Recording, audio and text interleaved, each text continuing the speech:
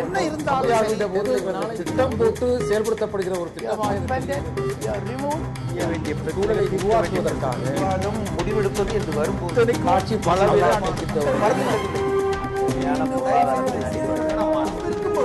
எதிர்த்து பேசி பிரதமராகவும் ராகுல் விரும்ப மாட்டாரு, அம்மா பிரதமராகதையும் அவர் விரும்ப மாட்டாருன்னு விரும்பலன்னு சொல்லி நட்வர் சிங் சொல்றாரு. இப்போ நாடாளுமன்ற காங்கிரஸ் கட்சி தலைவராகவும் ராகுல் காந்தி தன்னை முன்னிறுத்திக்கல, பொறுப்பை ஏற்றுக்கொள்ளல. பொறுப்பேற்க பயப்படுற அல்லது விருப்பம் இல்லாத வாரிசு அப்படிங்கிற ஒரு பெயர் தானே அவருக்கு இப்ப எஞ்சி நிக்குது. வாரிசு அரசியல் பண்றாங்க நிறைய விமர்சனம் வந்ததெல்லாம் உங்களுக்கு தெரியும்.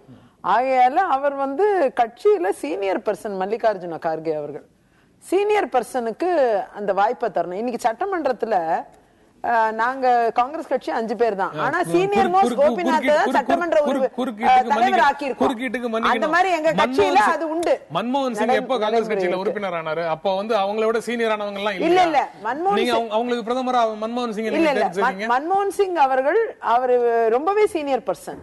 கம்பேரிட்டிவ்லி சீனியர் பர்சன்ஸ் காங்கிரஸ் கட்சியில வயசுல உண்டானது கேட்கல. காங்கிரஸ் கட்சியில அவருடைய சீனியாரிட்டி என்ன அவருக்கு நீங்க கொடுத்தீங்க? இல்ல சீனியாரிட்டியும் பார்க்கணும், அதை வழிநடத்தக்கூடிய தகுதி இருப்பவரா என்பதும் பார்க்கப்பட வேண்டும். ரெண்டும் பார்க்கணும். அந்த அளவில் பாத்தீங்கன்னா சீனியாரிட்டியில ஒரு எதிர்கட்சி தலைவர் போஸ்ட் வரக்கூடிய அளவுக்கு இருந்தா அந்த சீனியாரிட்டியில எதிர்கட்சி போஸ்ட்ல இருந்தா அவரால் செயல்படக்கூடிய அந்த திறமைகள் சீனியராகவும் இருக்கணும். அதையும் பார்த்து அவங்க அந்த போஸ்டை நிர்ணயம் பண்ணுவாங்க.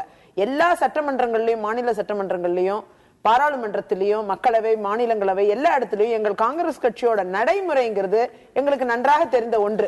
ஆகையால ராகுல் காந்தி ஏன் முன்னிறுத்தி கொள்ளவில்லை என்று நீங்க கேட்கறது எனக்கு வினோதமா இருக்கு. ஏன்னா எங்க கட்சி நடைமுறையாது. மல்லிகார்ஜுன கார்கே தான் முன்னிறுத்தணுங்கிறது கட்சி நடைமுறை. ஆகையால அதையும் தாண்டி அதை பைபாஸ் பண்ணி ராகுல் காந்தியை கொண்டு வருவது என்பது இன்னும் முயற்சி எடுத்து அதை பண்ணணும். ஒருவேளை வரும் காலங்களில் அது வந்தா சந்தோஷமா தான் இருக்கும். இதுக்கு பதில் சொன்னா அவங்களுடைய உள்கட்சி விவகாரம், ராகுல் காந்தியோட திறமைகள் அவங்களுக்கு தான் தெரியும். சீனியர் தான் வருவாங்கன்னா எப்படி ஒரு வைஸ் பிரசிடென்ட் ஆக்கி விட்டீங்க தலைவருக்கு அப்புறம் அடுத்த பொறுப்புல? 2004 கட்சிக்கே வந்தார் அவரு. அப்ப வைஸ் பிரசிடென்ட் ஆக்கலாமா சீனியர்லாம் விட்டுட்டு? ஆனாலும் கூட இந்த விஷயம் நான் கேட்க கூடாது. அவங்களுடைய உள்கட்சி விவகாரம், அவங்களுடைய சீனியர் ஜூனியர் எல்லாம் சொல்றாங்க. அதுக்கு சொல்றேன் 2004 எம்பி ஆகிறாரு. அவர் கட்சிக்கு 90களே வந்தாச்சு. நீங்க இப்படி மாத்தி சொல்றீங்கன்னு எனக்கு தெரியல. பாருங்க, இன்னொரு முக்கியமான விடயத்தை இந்த புத்தகத்துல நட்வர் சிங் சொல்றாரு. இது முழுக்க முழுக்க உள்நாட்டு அரசியலே கிடையாது. இதைத்தான் நாம புரிஞ்சுக்கணும் அப்படின்றால் என்ன சொல்றாரு பாருங்க. அந்த புத்தகத்துல அவர் சொல்றாரு, இவர் கட்டுப்படம் மறுக்கிறாரு நரசிம்மராவ் அப்படின்னும் போது, அவர் concerted effort to remove PV Narasimha Rao did not succeed has he is clever. ஏன் அப்படின்னோம்னா, எப்படி அப்போ காங்கிரஸ் கட்சியினுடைய ஒரு செல்வாக்கு மிக்க எதிர்குரல் ஏதும் எடுப்பாத ஒரு தலைவியாக அவர் தலைவராக இருக்கிறாரு இல்ல அப்படின்றதெல்லாம் வேறு. காங்கிரஸ் இருக்கும் வரை நேருவினுடைய குடும்பம் தான் செல்வாக்குள்ள தலைமையாக இருக்க முடியும். தலைவராக இருக்கிறதுன்றது அவங்களுடைய ஒப்புதல் பெற்றுதான். ஒப்புதல் பெறாமலேயே பி.வி. நரசிம்மராவ் தலைவராகவும் பிரதமராகவும் இருக்கிறாருன்னா அவரை எதிர்த்து மூச்சு கூவிட கூட முடியாத அளவிற்கான சக்தி அவருக்கு எங்கிருந்து கிடைத்தது? ஆந்திரால அவர் ஒரு பெரிய சக்தி கிடையாது. ஒரு உள்ளூர் தலை இன்னைக்கு இருக்கக்கூடிய இப்ப மோடியை கொண்டாந்து நிறுத்த ஒரு ஒப்பீட்டுக்காக நான் சொல்றேன், கோச்சிக்க கூடாது. அவரு குஜராத்தினுடைய முதல்வரா இருக்கிறாரு. பின்னாடி அவர் ப்ரொஜெக்ட் பண்றாங்க, அவர் வராரு. நரசிம்மராவ் அப்படி இல்லையே. முடிகிற வரைக்கும் ராகுல் காந்தி தானே, ராஜீவ் காந்தி தானே இருந்தாரு. அதற்கு பிறகு நீங்க முன்வைக்கிறது பெரிய விவாதத்துக்குரிய ஒரு விஷயம். வேற வழி இல்ல. நீங்க சொல்றது சோனியா காந்தி அவர்கள் மிரட்டப்பட்டாரா இல்லையா என்பதுதான் நான் சொல்றது. ஏன்னீங்கன்னா இப்ப சரி இல்ல, அதுக்கு யாரு பதில் சொல்ல முடியும்? விஜயதரணி தான் பதில் சொல்லணும். இல்ல, விஜயதரணியால சொல்ல முடியாது. சோனியா காந்தி தான் பதில் சொல்லணும். சொல்ல வரேன். அவங்க என்ன சொல்றாங்க, அவர் சொல்றது புவிசார் அரசியலின் ஒரு தாக்கம் என்று சொல்றாரு. அது இருக்கா இல்லையாங்கிறது ஆய்வு செய்யப்படணும் நான் நினைக்கிறேன். இல்ல, ஆய்வு செய்யப்படணும். இல்ல, அத பத்தி அத நட்வர் சிங் சொல்றாரு. எப்படி சொல்றாரு பாருங்க. இந்த அராபில நடந்த ஈராக்கிற்கு எதிரான போரில் அமெரிக்க விமானங்களுக்கு இங்க எரிபொருள் நிரப்புவதற்கு ராஜீவ் காந்தி கடுமையான எதிர்ப்பு தெரிவிக்கிறாரு. அப்ப சந்திரசேகருடைய அரசு இங்க இருக்கும் பொழுது அவர் சொல்றாரு, ஒரு வார்த்தை சொல்றாரு. இவரு நம்மளோட சந்திரசேகர் இருக்கிறாரு, இவரை மோலி கோட்லிங் அப்படின்னு சொல்லி ஒரு வார்த்தையை பயன்படுத்தி விவரிக்கிறார். அது என்ன அப்படின்னா ரொம்ப சாதகமா வளைஞ்சு கொடுக்கக்கூடிய ஒரு பேர் வழியா இவர் இருக்கிறாரு. தன்னை காப்பாற்றிக் கொள்ள, செல்ஃப் பிரிசர்விங் அப்படின்னா தன்னை இவர் காப்பாற்றிக் கொள்ள அமெரிக்காவிற்கு ஒத்து போகின்றார் என்றால் இந்த நாட்டினுடைய ஜனநாயகம் கேள்விக்குறியாக்கப்படுகிறதா இல்லையா? இது ராஜ் நீங்க சொல்லிட்டவன அதோட நிறுத்திக்கல. நட்வர் சிங் மேலும் சொல்றாரு, ஏன்னா இது அந்த புத்தக விமர்சனம், அதனால நான் சொல்றேன். மேலும் சொல்றாரு, இவரு அமெரிக்க அதிபர் புஷ்ஷோட பேச நினைத்தார், புஷ் பேசவில்லை. பேசிய போது மிக கடுமையாக பேசினார். கர்ட்லி he spoke to Rajiv Gandhi என்று வருகிறது. அப்படி என்றால் ராஜீவ் காந்தி அமெரிக்காவினுடைய விரிவாக்கத்திற்கு எதிராக இருந்தது ஏற்கனவே அவருடைய கொல்லப்பட்ட வழக்கில் ஒரு சதியினுடைய ஒரு கோணமாக முன்வைக்கப்பட்டது. அது இவருடைய எதிலையும் அந்த விடயம் நன்றாக வெளிப்படுகின்றது என்பதை நாம் புரிந்து கொள்ள வேண்டும். அது வந்து இன்னும் விரிவாக அதற்கு மாற்றான கருத்துக்களும் இருக்கக்கூடிய சூழல்ல அதை பற்றி விரிவாக பேச இப்போ முடியாதுன்னு நினைக்கிறேன். நீங்க முன்வைத்த கருத்துக்களை புரிந்து கொள்றோம். இந்த சூழல்ல நட்வர் சிங் சொல்ற கருத்துக்களை புரிந்து கொள்றோம்.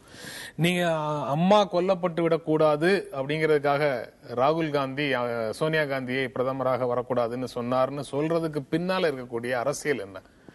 ராகுல் வந்து பயந்தாங்கொல்லி, இந்த நாட்டை, இந்தியா மாதிரி ஒரு பெரிய நாட்டை ஆள்வதற்கான தகுதி அவருக்கு இல்ல, அவர் அந்த வேலைக்கு சரிப்பட்டு வர மாட்டாரு அப்படிங்கிற தோனியா அந்த கருத்து தான் இதுல கடைசியில கிடைக்குதா எல்லாருக்கும்? அது அப்படி ஒரு ஒட்டுமொத்தத்தில் நேரு குடும்பத்தை பற்றி திரும்ப திரும்ப பேசிட்டு வரோம்.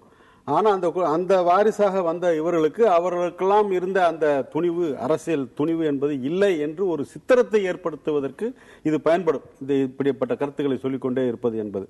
ஆனா தனிப்பட்ட முறையில் என்று எடுத்துக்கொண்டால், ஒன்னு உண்மையிலேயே ராகுல் காந்தி அப்படி சொன்னாரா, உண்மையிலேயே சோனியா காந்தி அதை கேட்டுக்கொண்டாரா என்பது நமக்கு தெரியாது. அந்த கூட்டத்தில் யாரெல்லாம் இருந்தாங்களோ அவங்களுக்கு தான் தெரியும். இப்ப நட்வர் சிங் அதை வெளிப்படுத்துவதில் வேற ஏதாவது நோக்கம் இருக்கிறதா என்பதும் விவாதத்துக்குரிய விஷயம். ஆனால் இந்த ஒரு நடந்ததாக ஒரு பேச்சுக்கு வைத்துக் கொள்வோம்.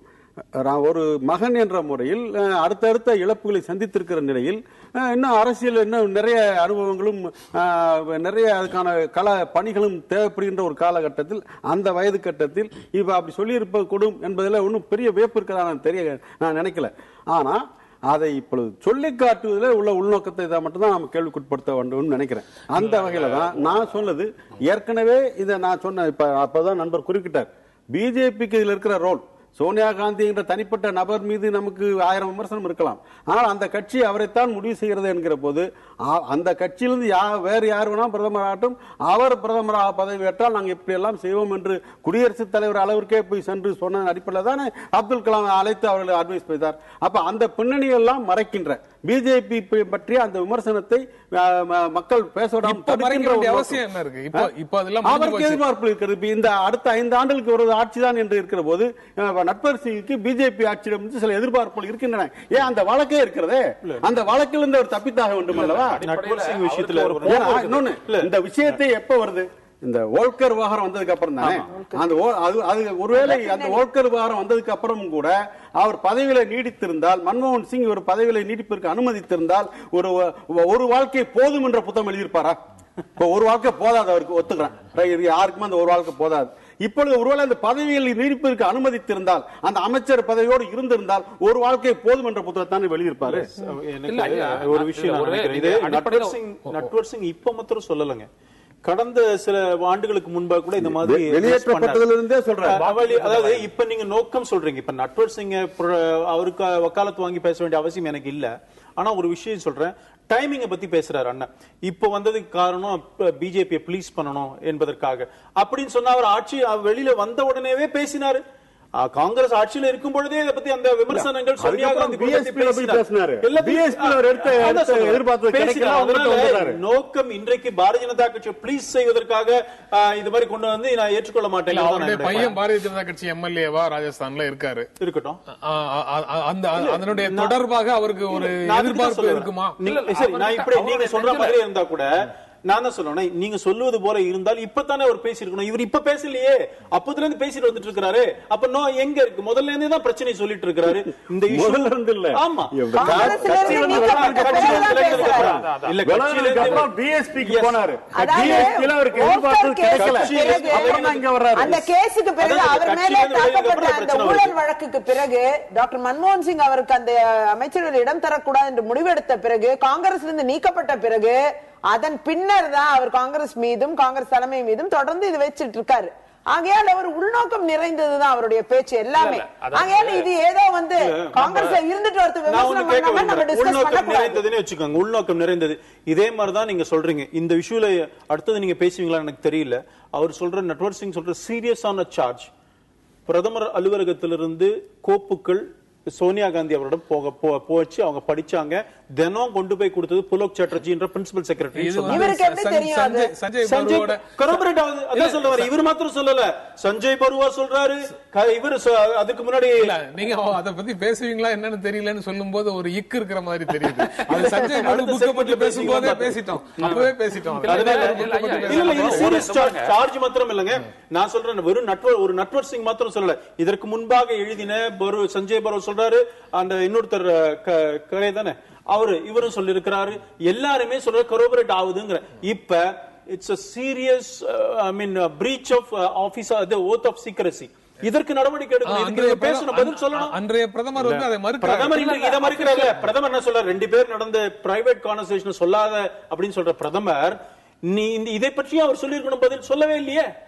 இல்ல, அப்படிப்பட்ட சம்பவங்கள் இப்ப தனிநபர்கள் இவங்க வந்து கட்சியில இருந்து வெளியில போன பிறகு, நீக்கப்பட்ட பிறகு கோபத்தின் அடிப்படையில் அவங்க நிச்சயமாக இது மாதிரி விமர்சனங்கள் இவங்க வைக்கிறதுக்கு வாய்ப்பு இருக்கு. நட்வர் சிங் என்னைக்கு பார்த்தாரு, பிரதமர் அலுவலகத்துல இருந்து கொண்டு வந்து கொடுத்து அவங்க ஃபைல்ஸ பார்த்ததெல்லாம் என்ன ஆதாரம் இருக்கிறது? யார் இத பத்தி ஆதாரபூர்வமா நிரூபிக்க முடியுமா? அதனால corroboration of இல்ல இதுல corroboration கிடையாது. There should be an evidence to corroborate. If you don't have an evidence, where to corroborate? Evidence இல்லாத இடத்துல எப்படி corroborate பண்ணுவீங்க? வரலாறு எழுதினாலும் சரி, தன்னுடைய வரலாறு எழுதினாலும் சரி, குறிப்பிடப்பட்ட சம்பவங்களை பற்றி சொல்லுகிற போது அதற்கான ஆதாரங்கள் பின்புலங்களை குறிப்பிடாத ஒரு புத்தகம் நேர்மையான புத்தகம் அல்ல. ஒரு காழ்ப்புணர்ச்சிக்காக அல்லது அரசியல் கோபங்களுக்காக மட்டும் இப்படிப்பட்ட சம்பவங்களை மேற்கோள் காட்டுகிற போது அவருடைய உள்நோக்கம் கேள்விக்குள்ளாகிறது. இல்ல இப்போ இல்ல அண்ணன், நான் ஒரு மாறுபடுறேன். இப்ப ஒரு குற்றச்சாட்டு அவருடைய புத்தகத்தில் சொல்லப்பட்ட விடயங்கள் ஒரு இட்டுக்கட்டி எழுதப்பட்டதாக இருந்தாலும் கூட, எழுதியிருந்தார், அவர் எழுதியிருப்பதெல்லாம் இட்டுக்கட்டி எழுதப்பட்டது, இதுல ஆதாரம் இல்லை என்று இன்றைக்கு மறுப்பு சொன்ன திரு சோனியா காந்தி, திருமதி சோனியா காந்தி அவர்கள் சொல்லவில்லையே. இரண்டாவது வரிக்கு வரி பதில் சொன்னா அது வந்து it will go into volume. Book எழுதுறேன்னு சொல்றாங்க, நான் புக் எழுதும் போது உண்மை உங்களுக்கு தெரியும் அப்படின்னு சொல்றாங்க. தொடர்ந்து பேசலாம், ஒரு இடைவேளைக்கு அப்புறம் தொடர்ந்து பேசலாம்.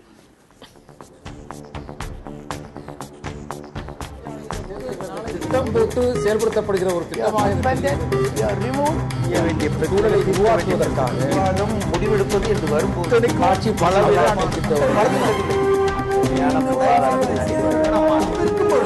எதிர்த்து பேசிட்டு